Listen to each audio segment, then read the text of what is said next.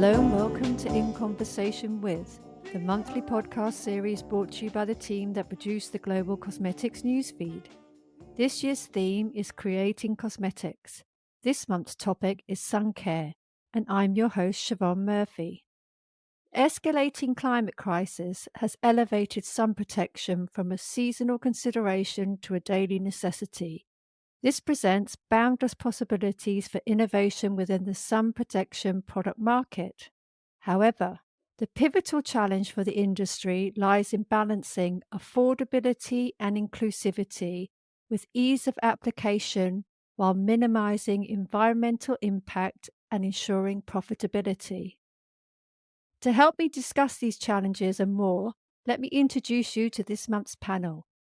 Hello and welcome back to Sara Dudley, CEO of the Sunscreen Company, and Arnita Wofford, Global Marketing Director, Technical Marketing Innovator, and Content Creator.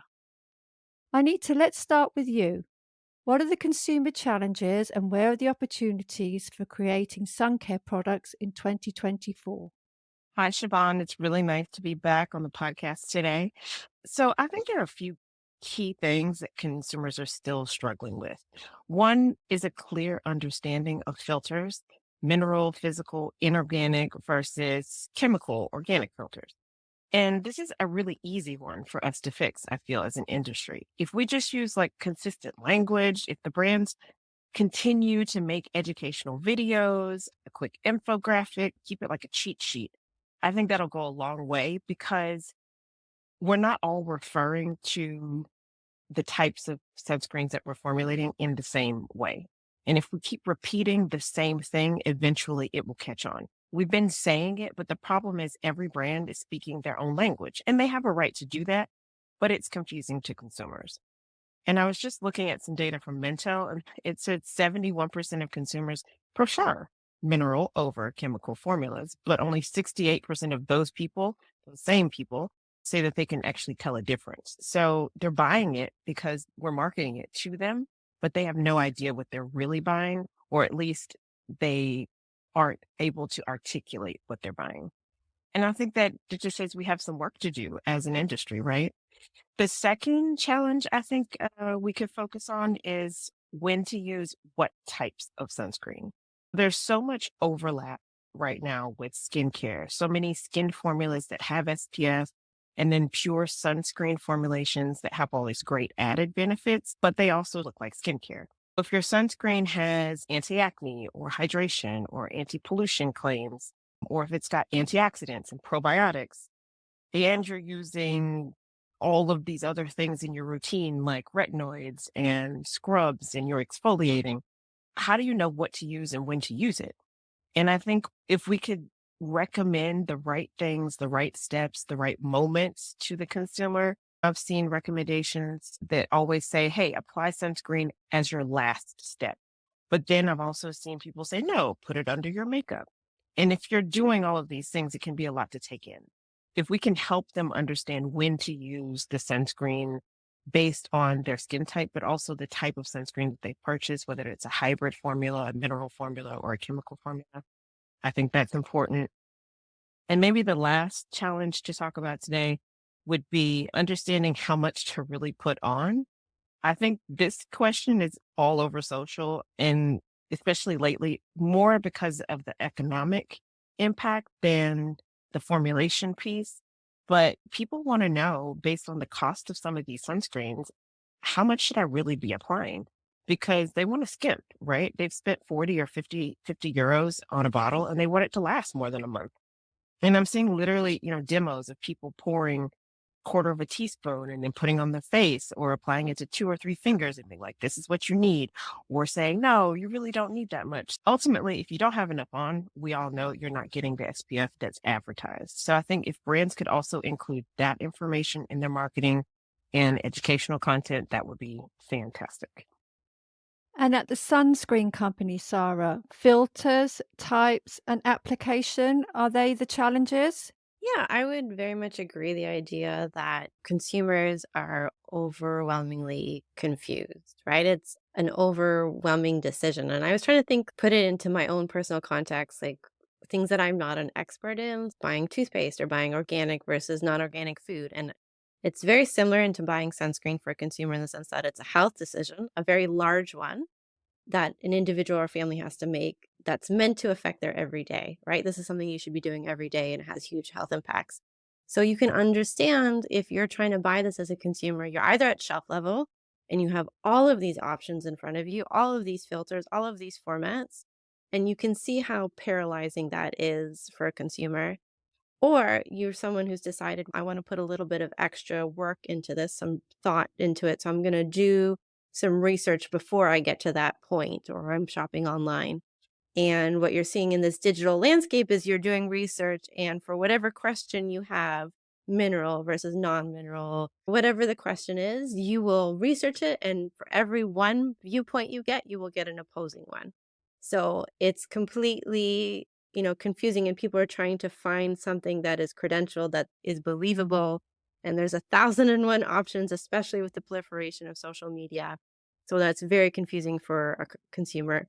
And at the end of the day, there's a little bit of high stakes in the sense that if you make the wrong decision, whatever is perceived to be the wrong decision, you could be judged for your choice. You could be made fun of in your own social circles, online, whatever it is. So it's a high stakes decision, even though you're just choosing sunscreen, right?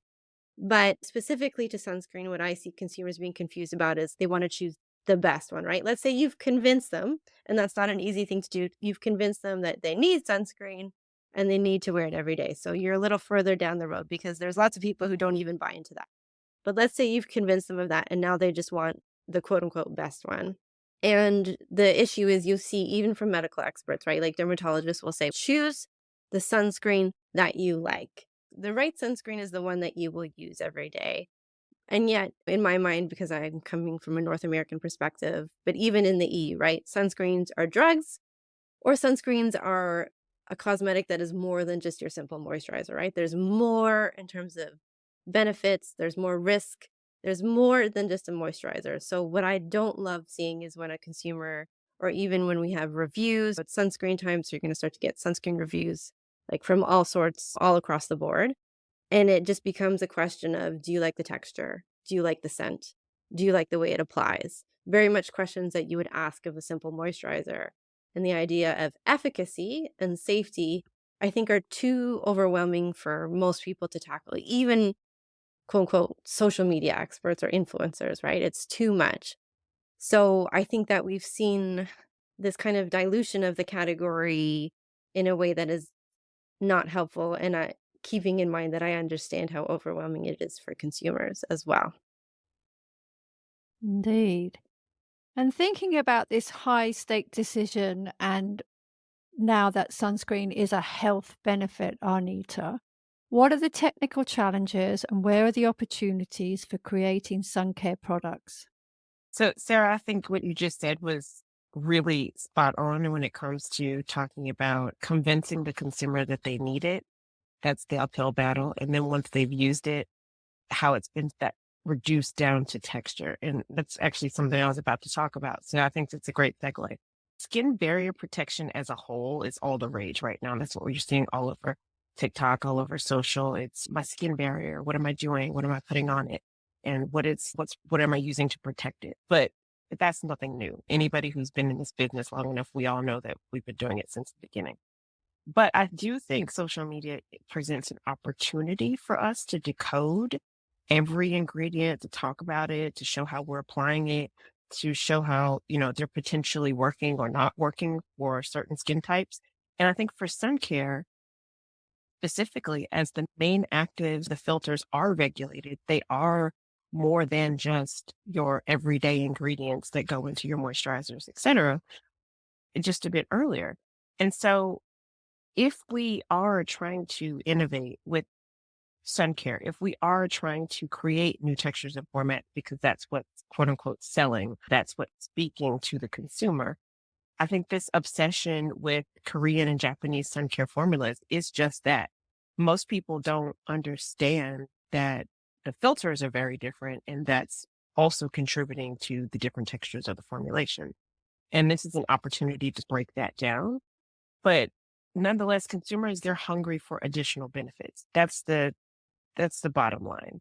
So I've seen a few new approaches that I think we could probably run with. Approaching sun care as we do skincare and saying that we can have some second skin technology for post surgery or scars specifically. And then, of course, there's all these viral SPF patches for under eye and this whole golf patch vibe that's going on around the social as well. It's just covering your cheeks, which is part of your face.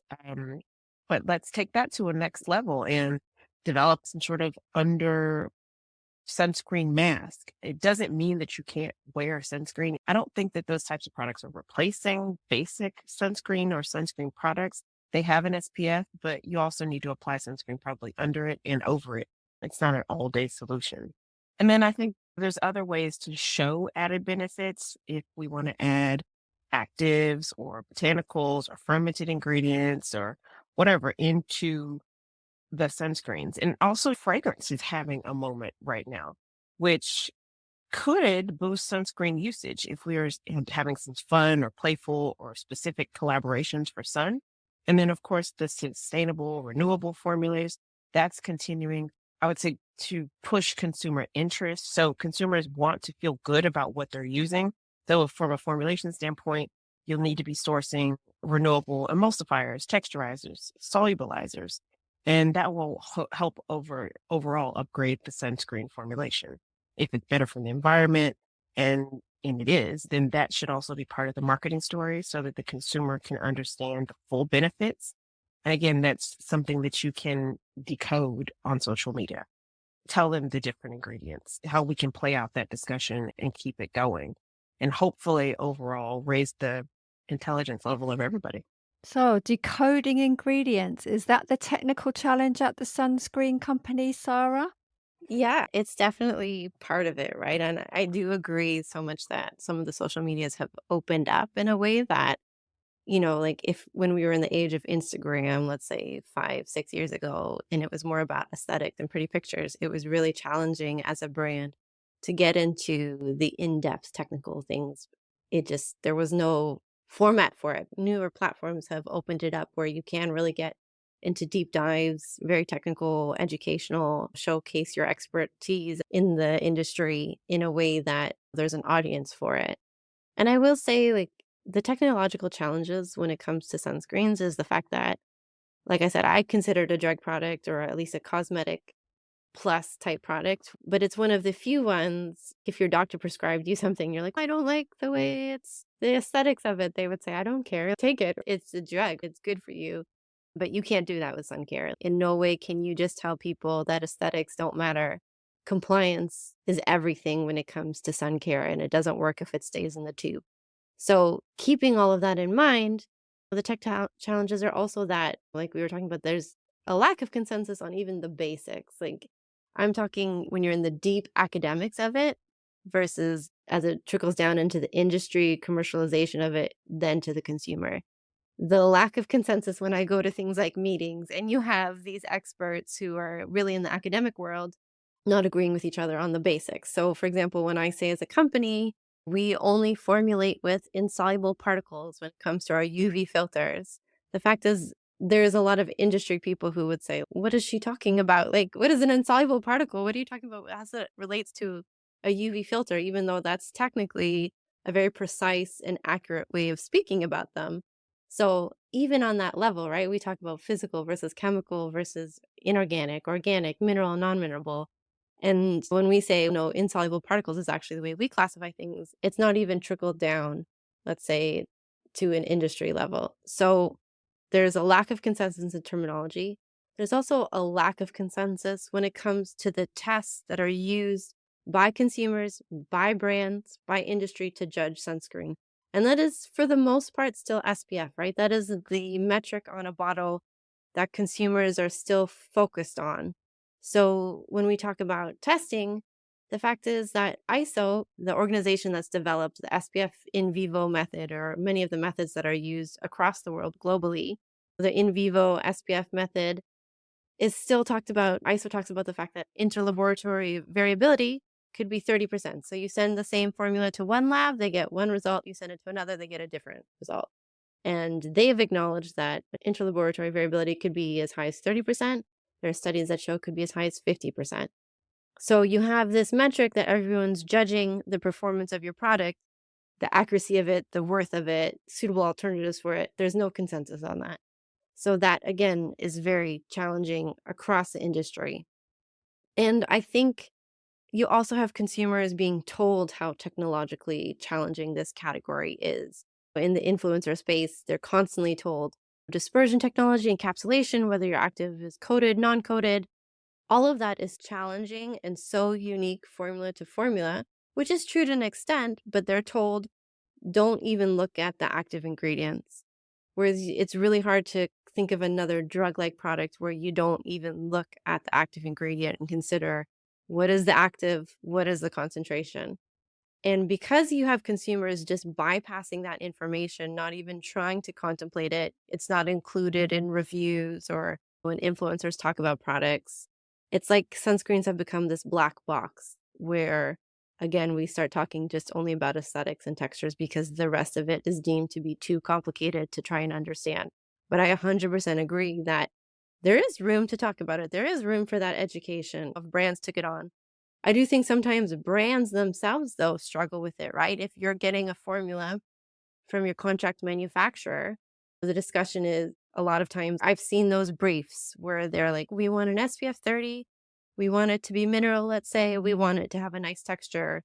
Can you include this is our active that we really like to work with? Can you include it as a skincare benefit? And that's the brief. And then they get, let's say, a formula with, for example, 10% zinc oxide and it's an SPF 50, and there's not enough understanding to say, how did that work? What is the correlation between the active ingredients? How are we getting this result? Like that conversation is not there even on a brand level.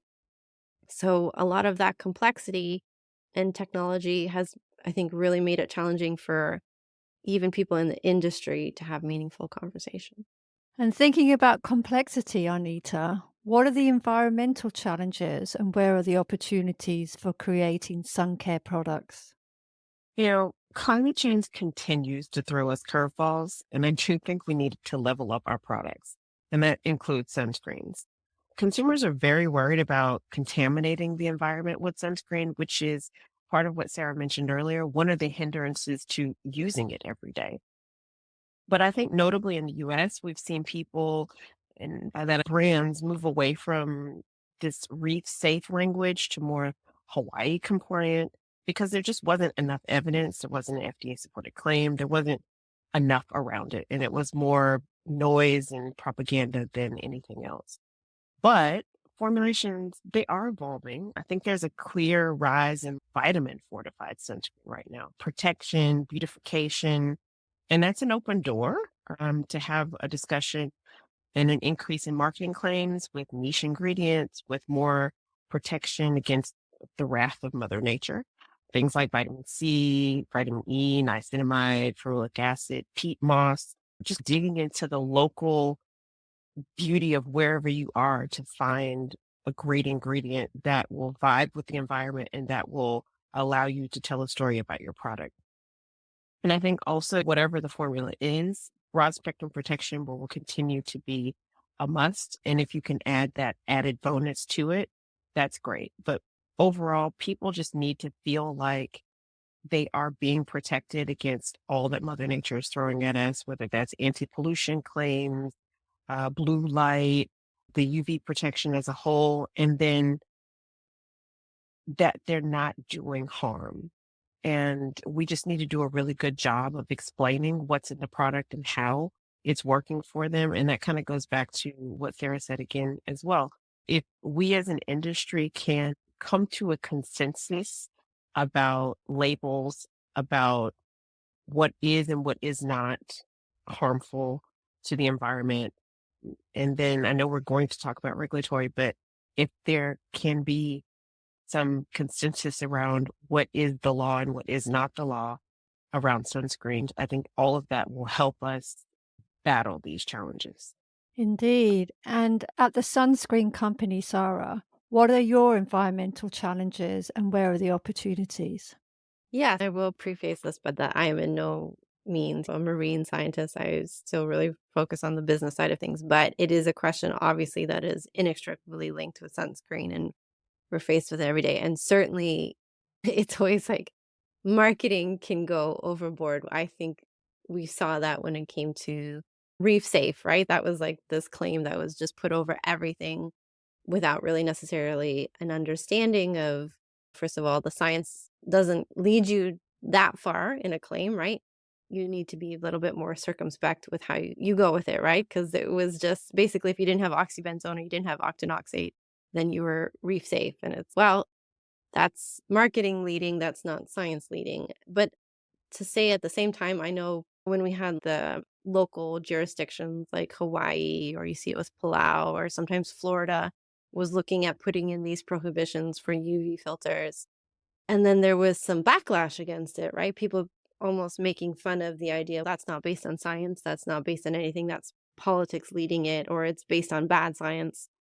And I think personally, for example, I just went on a Disney cruise, right? And you have a lot of people in these tourist areas in small areas, even if it's the ocean, right? It's you still have a lot of people, and the idea that we as humans don't affect our local environment, just from a common sense point of view, doesn't make sense to me. So I think the idea that people want to be careful, that you have these jurisdictions, these, touristy areas wanting to preserve their local environment, I think we can all approach that from a position of being respectful. From our side, our expert team, we do see there being considerable evidence to be worried about certain UV filters, what we call the soluble organics, the very small molecular weight ones. We're concerned about permeation for humans, is potential concern for permeation for things like aquatic life and reefs. When someone like Hawaii puts in prohibitions, we're like, yeah, they're using the idea that the least controversial ingredient would be something like zinc oxide, right? And that's not to say that 10 years from now, science might not evolve and say there's an issue in the sense of this. Using the best available current research, I think it's fair to say if I was a consumer going to these areas, I would listen, obviously, to what the local regulations are. I would be respectful of them. I'd be respectful of the area trying to do their best by their local resources, and I would act accordingly. I think that's really fair for a consumer point of view.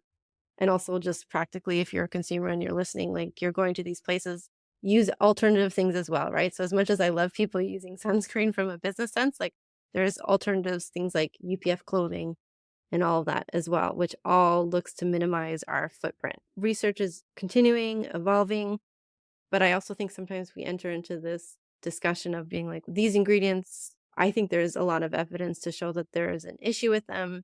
It's not enough you can't just say this ingredient could one day have an issue with it. So therefore, what do we do? And throw up our hands. I think that we continue with the research and we keep looking into it and then use best available data at the time. And sometimes marketing has to show some restraint on the flip side as well.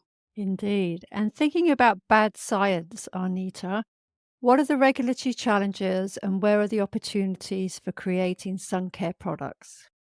I think globalization is affecting consumer awareness as a whole. You know, I was giggling just now because Sarah was saying marketing has to show some restraint. As a marketer, I accept that challenge.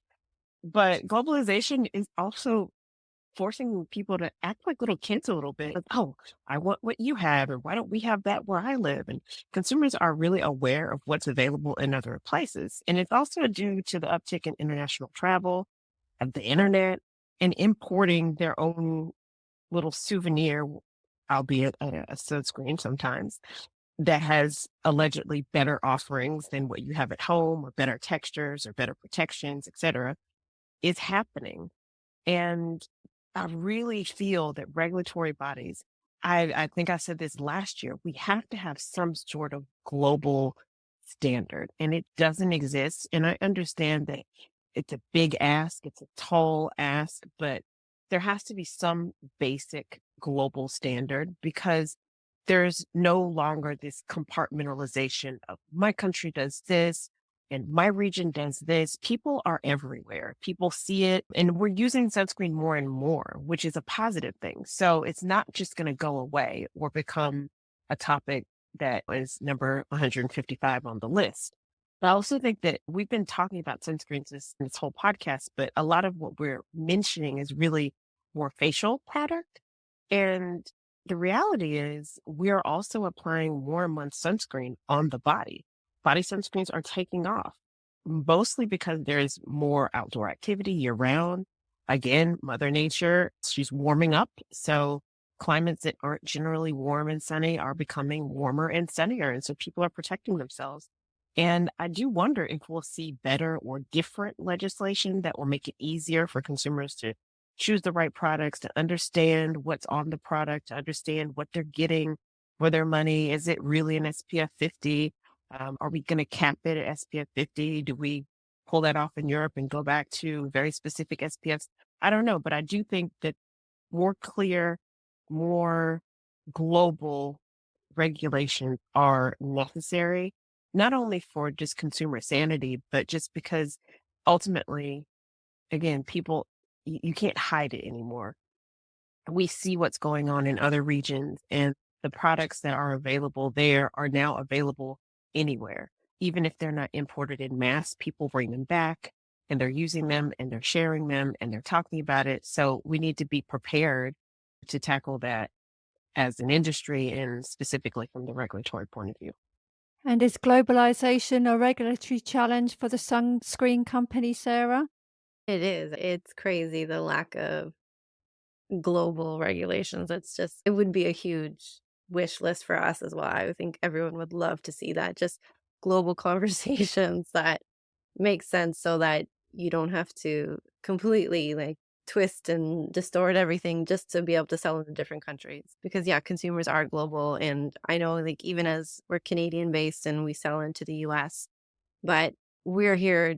I sometimes feel like we're hoop jumping to try and go through the different regulations for Canada and then the US. And then you have things like Korean sunscreens or Japanese sunscreens, and consumers are loving them. And then, but a lot of the companies are, let's say they're selling them on an Amazon page, or there's directly shipping into the country illegally because they're not compliant. And so it's hard as a brand to be like, we just did all of these hoop jumping, like I said. And then you have other products being coming in and not having to do it in the same way. So it becomes like an issue of fairness and competition. So I would love for a global type of consensus. And it's funny because I do think generally there's always like the regulatory bodies across countries look at each other and look what they're doing as much as they also focus on we're our own entity and we're going to do what we want to do. But it's funny, the FDA has just really, in the past 5 years, I've always thought of them as slow moving. They're like a big truck, right? They make wide turns very slowly typically, and this has been a case of them really going out on their own in a way that they've pulled a lot of attention, in the sense that in 2019 they came out with their proposed updates. Zinc oxide, titanium dioxide, mineral filters are GRAS, generally recognized as safe and effective. And we have a big question mark on all the other potential UV filters. And for them to say that, I was surprised because as someone who's been in the industry since 2008, and we were working with the PASS Coalition to try and get new UV filters into the US, right? There hadn't been a new one for a long time.